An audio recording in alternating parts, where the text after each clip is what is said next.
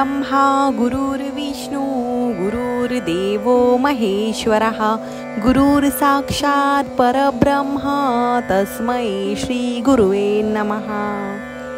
श्री गणेशाय नमः। श्री सरस्वते नमः। श्री गुरुभ्यो नमः। श्री कुलदैवताय नमः। न लगे करणे तीर्थाटन हठयोगादिक साधन वेदाभ्यास शास्त्रज्ञान मोक्ष साधन कारणे अंतरी स्वामी भक्ती जडता चारी पुरुषार्थ येती हाता पाप ताप दैन्य वार्ता तेथे काही नुरेची वर्तत सता संसारी स्वामी पद आठवी अंतरी तया ते या भवसागरी निश्चये तारिती समर्थ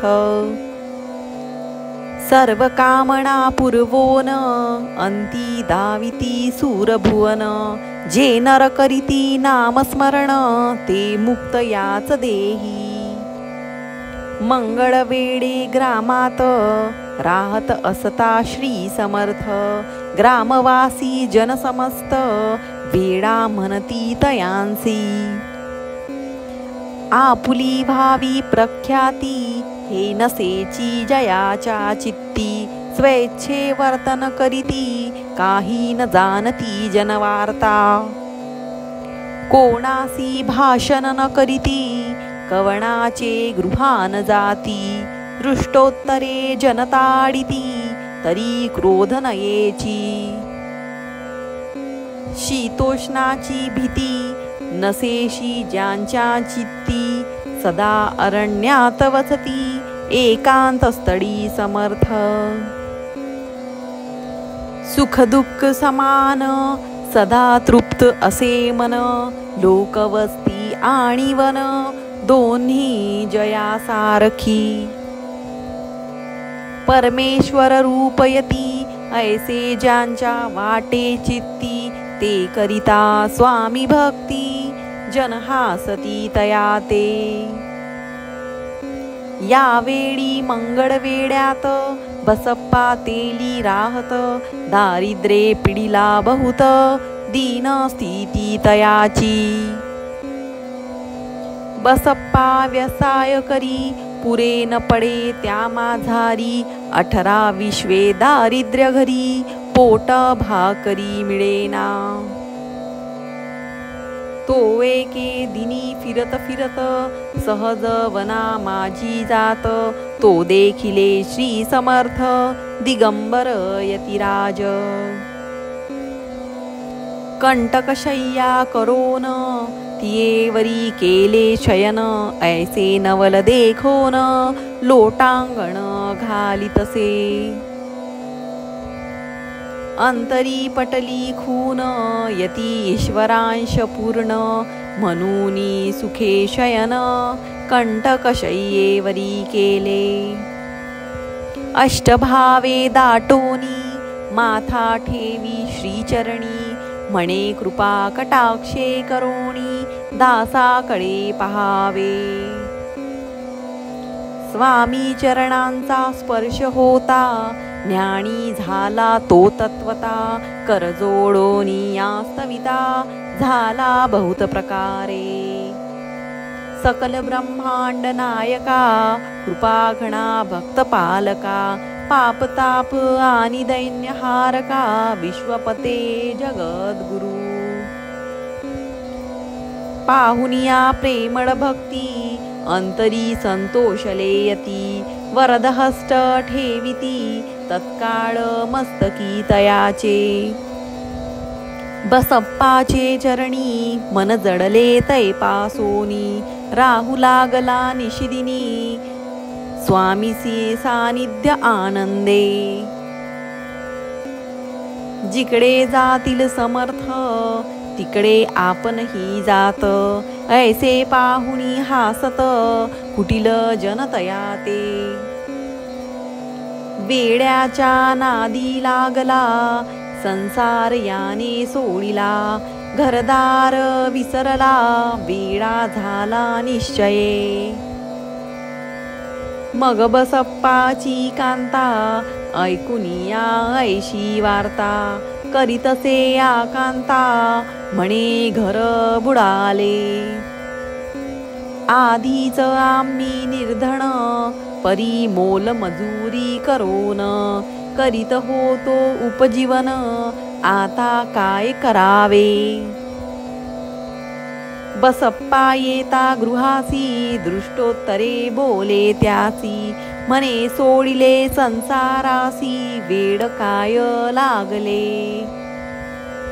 परी बसप्पाचे चित्त स्वामींचरणी आसक्त जनापवादान भीत नसे चाळ कोणाची. ऐसे लोटले काही दिन काय झाले वर्तमान ते होनी सावधान चित्त देऊनी ऐकावे. एके दिवशी अरण्यात बसप्पा स्वामी सेवा करीत तव झाली असे रात घोरतम दाटले. चित्त जडले श्रींचरणी भीती नसे काही मनी दोन प्रहर होता रजनी समर्थ उठोणी चालले. पुढे जाता समर्थ बसप्पा मागे चालत प्रवेशले घोर अरण्यात पूरश्वापदे ओरडती.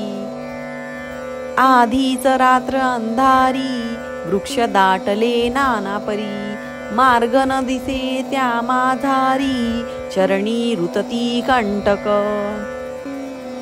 परी बसप्पाचे चित्ती न वाटे काही भीती स्वामी चरणी जडली वृत्ती देह भान नसेची.